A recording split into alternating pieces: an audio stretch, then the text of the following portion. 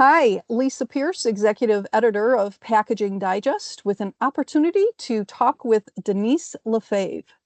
She's recently retired as the Senior Vice President of Research and Development for Foods at PepsiCo. And Denise, thank you for joining us. Thanks so much for having me, Lisa. I appreciate it. Taking the time out of your busy schedule. Jam-packed, jam-packed. Yep. Okay. Well, we'll get into what you're going to be doing in retirement. But before we get there, I do want to ask, Denise, you, over the years that I've known you, I know that you've done some amazing stuff for PepsiCo and for just packaging in general. What do you think was your greatest accomplishment over the course of your career, and then why? I've been so blessed to meet so many great people in my career and get to work on so many great things. But when I have had the chance to reflect, I think some of the great things I've been able to work on has been really on working with people and developing talent and kind of the next generation, or even just the blessing of getting to work and partner with people. So watching people gain new skill sets or enabling them to do that by projects or through training or through, new opportunities or, strengthen their technical and business acumen through opportunities and watching them partner across the industry to drive change and impact for the consumer or for the planet. And just being a small part of that and being able to either enable them or lift them up in some way to get their dreams and their fulfillment. If I was able to do that somewhere along the way and impact them, to me, that was the best thing I could have ever done in my career. I love that because truly a company is its people. And people development, I think if you do it mindfully, can make a big difference in a company's profitability. But I think to me, what matters more is just making a difference in the people's lives and their happiness. I know that a lot of corporations don't look at the happiness of their employees. Many, not all, don't typically look at that as a measure of success, but that's how I would measure success. Yeah, so important. The Yep. most important thing is people. I do want to ask too, though, again, reflecting back on your career, is there anything that you would have done differently?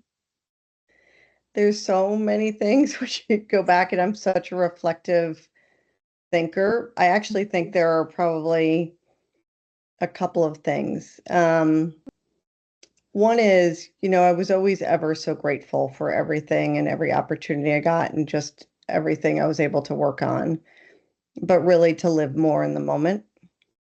I was always thankful and thanked every day, but really to slow down and appreciate it even more and appreciate the people I was with even more.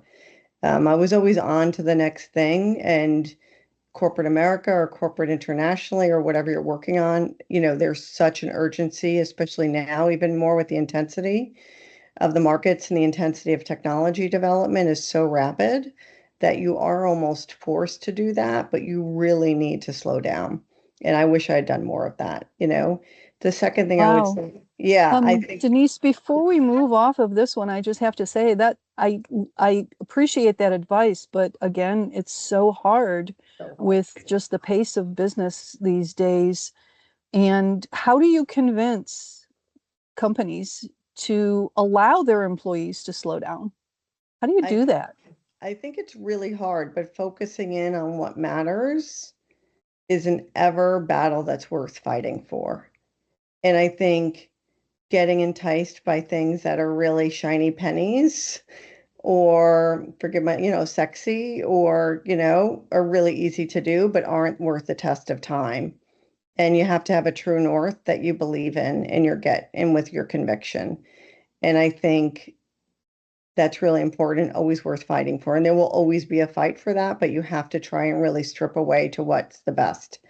and what's the right thing, not only for the teams that you work with, and we just talked about how people are so important, Yes. but I think simplification is key, is really key in these times, and it's just going to get more and more intent with the need of consumers and the need of the planet in our world of packaging, or if you think of anything.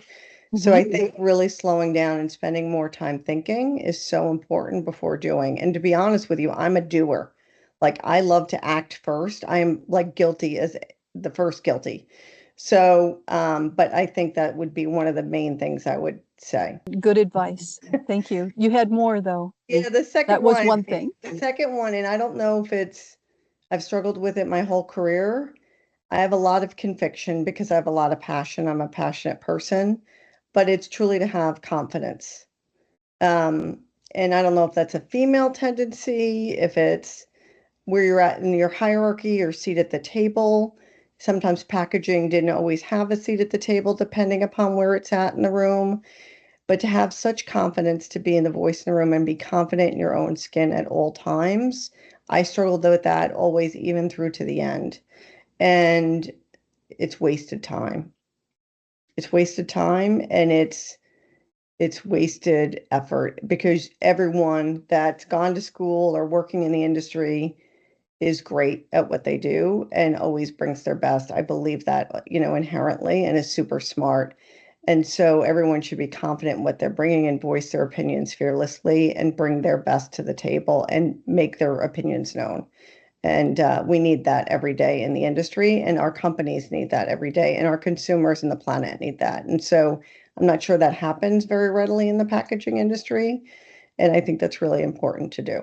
A couple of comments on that. I do think it is a little bit of a female thing. One of the things that I learned too late in my career, I wish I had known it earlier, although I really haven't, it hasn't changed me at all. As a interviewer, I need to let the person know that I'm talking with, that I'm listening. And nodding is one way of doing that. But females have a tendency to nod quite a bit in their conversations, and they're nodding because they're saying, I'm listening, I hear you. But most males see that as, I agree with you. And I think I wish I would have known that much sooner in my career, because I would not have nodded at a lot of things that I didn't agree with. That I didn't agree with. That is good insight. I'm not sure I ever knew that, Lisa. So that, I will use that in my future relationships and maybe even with my husband because I'm not sure I knew that. But that's a great insight and great point around body language and understanding communication skills. But I think that would be the next thing I'd say I would go back and redo from the beginning if I had more confidence in myself.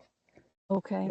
Yeah. It's funny that you talk about confidence because a lot of people over the years have talked about the imposter syndrome as a little bit of a deterrent for people trying for new jobs, but they don't really talk about it much once you have the position, that you just kind of, need to work on that, getting over that imposter syndrome in applying for new positions, better positions. But it's interesting that I can see that continuing to be a bit of a career, um, not much of a block, but just maybe a stumble for a lot of people who are maybe in tasks and jobs where the tasks are changing, as you had mentioned, with all the technology changes. It anytime there's change, there's uncertainty, Mhm. and I think it's that uncertainty that's a little bit scary. But uh, Denise, two really, really good uh, topics there that you have brought up career-wise. Thank you for that. Thank you. So now I have to ask because to me, the packaging industry is just so dynamic. There's always like really, really fun and what I just say cool stuff to write about and talk about. Um, what would you say, and it might be hard for you too, what would you say is kind of like the coolest thing that you've seen over the course of your career? And how long was your career? Oh, geez, now I'm going to date myself in age. It's really bad. I graduated from RIT in 1991. Okay, all right. So So, it's been a while. yeah. Okay, Um, but that gives us a sense of, we're looking at probably, 3+ decades there. Over the last 3+ decades, for what's the the three, coolest thing that you've seen in packaging? And it yeah, doesn't have to be a physical package. It could be some, equipment development that you've seen. But yeah. what's the coolest thing? I would say there's two to three that I'm like obsessed with, and they're not Okay, like new, right? And they always come to mind. And I think of them about consumer, and I think about from technology to lenses. From the consumer standpoint, I'll never forget when Dutch Boy came out with the square paint can with the handle and the spigot, or like it's a pour spout. I I was remember. obsessed. And I honestly think it was such great consumer insight for a person that doesn't paint a lot. Probably not for a traditional painter that paints every day, but for somebody that's at home, like learning or on the go, trying to work on it, I thought it was Mhm. absolutely genius and added value. Now I don't remember how it did in the marketplace, to be honest with you, and I don't paint a lot, so I have no idea what's going on there. But I remember it being so brilliantly done from an inside of design and ergonomics. The other one, I would say, anything upside down. So I had the opportunity to be the privilege of the stand-up tube team with Colgate. I was one small member of a million people worked on that. But if you Okay. think about mayonnaise or when shampoo went upside down or genius, like, and all the caps that went with that, and all the Simply Squeeze caps and like just brilliant stuff. And Yep, the valve transform the closures. Yep. industry, right? You have all the valve closures, transform the industry and how consumers worked and really used science, the power of gravity, to be able to work and do things in a different way for the consumer. And then from a technology standpoint, I would say the amount of work on coatings and resins are stellar. If I think about some of the work done in bioresins, and I will call out PepsiCo and Konica here, I think it's stellar work, and not because I had the opportunity to work on it. I was impressed with it before I'd worked at PepsiCo. In terms of PHA or even some of the dissolvable resins, and even some of the work in the paper industry that I've seen from VTT, some of the development industries on, transparent papers or some of the high barrier paper systems that'll be repulpable, recyclable, or hopefully degradable. Um, Amazing, amazing stuff. Just really cool Mhm. stuff. Couldn't get any cooler. Way cool. Yes, those are really good examples. Going back to your transparent paper, though, Denise, when I started, I have a couple of years on you. In my career, when I started, cellophane was one of the biggest materials, definitely in the candy industry. And you think transparent paper, how could paper be transparent? Well, that's cellophane. Cellophane. And yep, definitely seeing a resurgence with environmental uh, concerns still being top of mind with a lot of packaging designers. So full circle, look at that. It is, and it's super cool though. I love it. It is super cool. Yeah, and there's so much. I mean, we could spend an hour just talking about So some of the great. coolest things that are Yeah. happening right now. Yeah. Yeah. So great. Yep. One of the things that I've always appreciated about you, though, is your insights. They've, in my opinion, been invaluable not only to the companies that you've worked for, but for the industry at large. So before you go, I do want to ask, what do you think the packaging industry needs desperately right now, and why? That's really kind of you to say, number one. So I actually think the packaging industry is missing a little bit of a North Star, as I talked about earlier.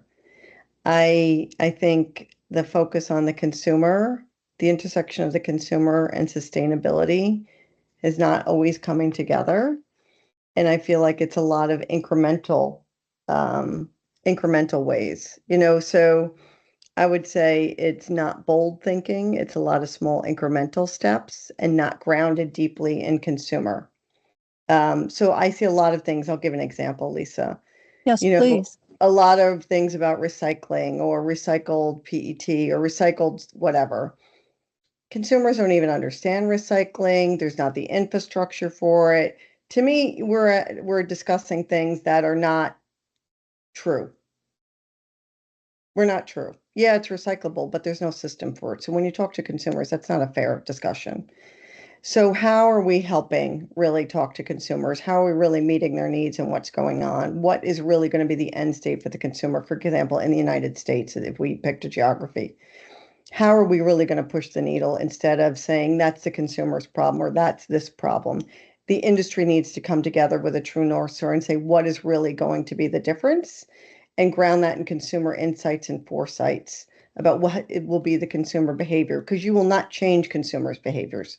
You will not change them. You need to understand them and then be able to map to what they will do and make it easy for them to be, to do and enable them in the way that we just talked about the mayonnaise bottle, right? To do their Yes. job Yep. and make their life easy. Doing those things and being transformative can change the industry. And I think it's very incremental. We're being very incremental these days and not understanding the consumer richly and deeply, either in the design area of enabling new areas or the sustainability area. That's my own opinion. I think we've become very driven by cost and productivity, which is super important. I am never going to throw that out. There's always the right tension, Yep. but it's overwhelmingly so, to the sacrifice of innovation. Well, I agree with everything that you've said. I do think that one of the benefits that I see of extended producer responsibility here in the US, EPR in the US, and I'm not a fan of EPR, but one of the benefits that I've seen of this is that a lot of brands now they have one sustainability thing to focus on now, Mhm. complying with EPR. Now I know it's state by state level, but that's kind of what's consuming them right now.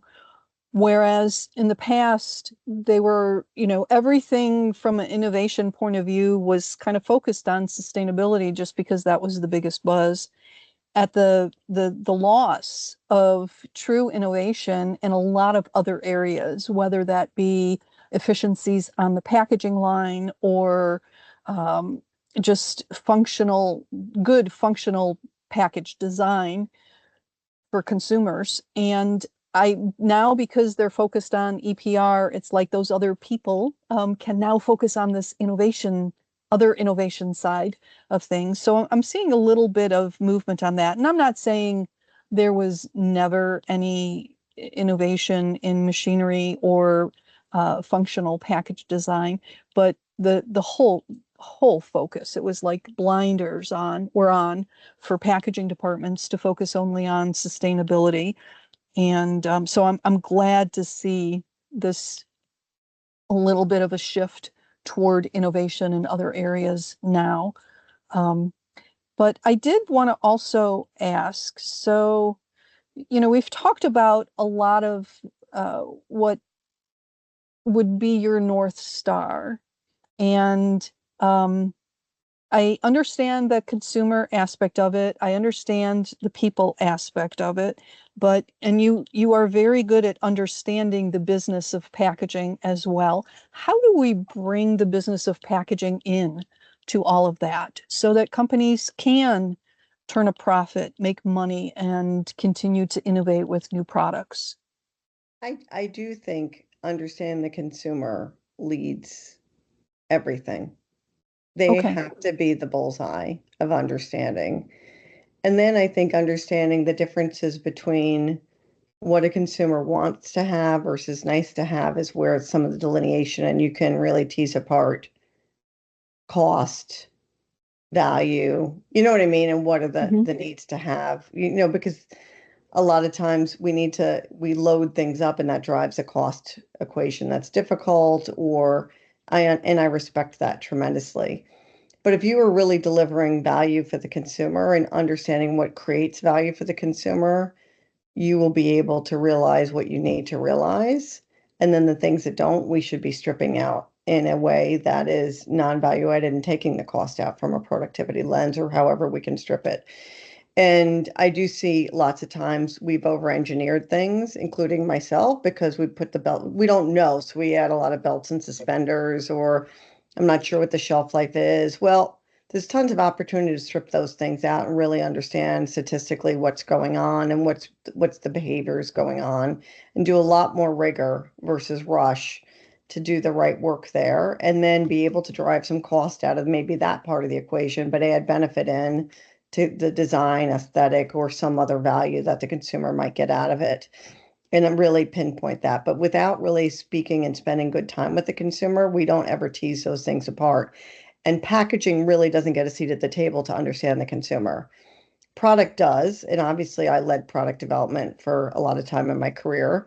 It's a very different level of robustness of understanding, and some of the companies I was at had a much better understanding, but by and large, our industry doesn't get to spend enough time with the consumer and get the richness of the dialogue from a foresight and insight and a true nuance. And I'd say that's the number one job to be done. Isn't it as simple, though, of the product folks just sharing those consumer insights with the packaging folks? Wouldn't it be that easy? Talk It's about really, simplification. it's really not. And considering I got to work in both areas, I was an advocate, and I still am. The packaging people really need to sit down themselves and understand. I remember I had the blessing at one of my companies to work on, to watch focus groups on one-handed opening caps and understanding the opening force and the details of how big that cap had to be in the person's hand and all that other. That's the nuances packaging people really need to know, because that what is driving value? How big does it have to be? How not? Where can I shave resin? Where can I not? How important is that mold? That's where some of the costs come into the equation on some of these things, the intricacies of the molds, or I'm using that as an example for, Sure. as a proxy. Um, Without understanding and, talking to the consumer about those needs or going into their houses and watching how they're using the packaging in situ, I think, or talking to Walmart and going through their distribution network as an example, I think you don't really get it, the end-to-end piece. The product people are talking to them about the eating of the product and the sensory on their tongue. They're not including that dialogue and the intricacy of the package. And so you might be able to tag it together, and you should be able to, and you can, but I'm not sure that richness is always going to come through enough to what we get to be able to strip the costs out of packaging and make sure we're adding the value at the same time. Okay. I love that. And I love how, kind of boiling down everything that you're saying, I keep hearing simplification. And I do believe that that is maybe the secret sauce of it all. Maybe. I mean, I don't know that I've ever truly achieved it, but I had good attempts through my whole career to simplify as much as I can. But I have to admit, there wasn't a problem I didn't like at the same time. As a good engineer and scientist, for sure. Sure, definitely, definitely. Okay, well, you are retired now, but you are still an engineer and a scientist. So, Denise, this is a fun part for me. What are your plans for retirement? What are you going to do from here? Yeah, so I mean, I've been spending, there's so many things I've put off because I had the blessings of being able to travel and meet so many great people, but at the expense of friends and family. And so now I want to spend a lot of time doing that. And I have the blessing of still having my parents and stuff. So I want to spend lots of time with them and also my in-laws and others. I also, what's really important to me, I talked about people, but it's important to me to give back. I've had the blessing of a successful career, and I've always tried to give back in different ways, but I really want to commit myself to that in different ways, but also stay engaged with the industry if there's any opportunity to do so. That would be nice too, but I want to give back also from a volunteering standpoint. Oh, that's And great. Do you have yeah, any specific plans in that area? Is it going to be like at the school level or not really? I've been Uh, researching it. I'd like to do some okay. stuff both domestically and internationally. I don't know, so I just started researching pretty heavily. So Okay, tell me, I don't know, but I think very hands-on would be my preference. But equally, I wouldn't mind doing some nonprofit or boards or anything like that as well, somebody would ever give me the opportunity to do so. sure. And then I'm not going to forget the opportunity to travel and spend lots of time outdoors because gosh knows in our jobs we spend a lot of time indoors sitting down. So while I can still run and move, I want to be able to really do that as well and spend that time. So thanks for asking. Okay, great. Then lastly, this is your platform, Denise. Any last words? I think I've hammered it. It is all, I am so passionate about the consumer. It's all about the consumer. It's all about people. So number one, it's just people. First one is consumer, bullseye, if you're in business, any kind of business. But the number one job is people that you work with and that you care for. Whether you work with them, they work for you, whether they are your boss or manager, everyone needs care and everyone needs, to be a great partner that you work with in terms of building relationships and just making sure that everyone's lifted up around you and treating them with kindness and with greatness. And I think it's just such a great opportunity today, and particularly when it's such a busy time and people are under such stress. And so people make the difference, whether they be your consumer that you're trying to serve or the people you get to work with. So I think that's the number one thing to be done. Great. I love it. Again, your insights, your advice really resonate with me, as I think they will with a lot of the people watching. Thank you for taking some time with us, Denise. Really appreciate it. Thanks so much, Lisa. It's very kind. And you look lovely. And I really appreciate the time you gave me. You've always been so kind. So I appreciate you.